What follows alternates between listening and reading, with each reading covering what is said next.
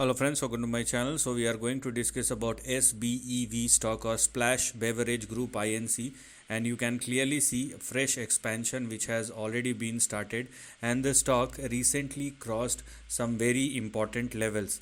Now these levels will be your point of reference on the downside. So make sure that the stock keeps on trading and sustaining above all these levels. So yes, the stock is moving higher, but no, you cannot rely on these moves. So first of all, because the stock has already crossed these two levels, so 2.9 will become your support and $2 on the downside will be your stop loss. So make sure that the stock is not falling below $2, otherwise the downside may resume once again, because these kind of moves are just for the time being.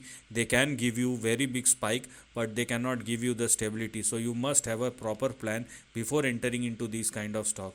Now because SBEV is trading above 2.9, and if it will continue to trade and sustain above 2.9, in that case we have our next 2 or 3 targets which are currently active, starting with 5.9, then we have 6.8, and the stock can stretch up to 7.7 for the time being.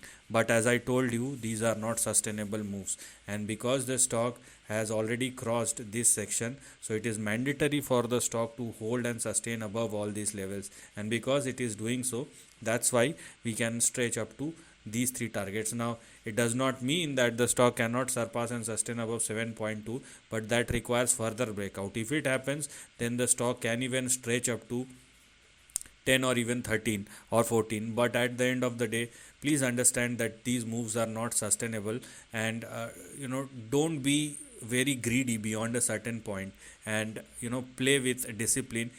It does not matter how good or how bad that particular stock is. So this is the end of the video. Thanks for watching.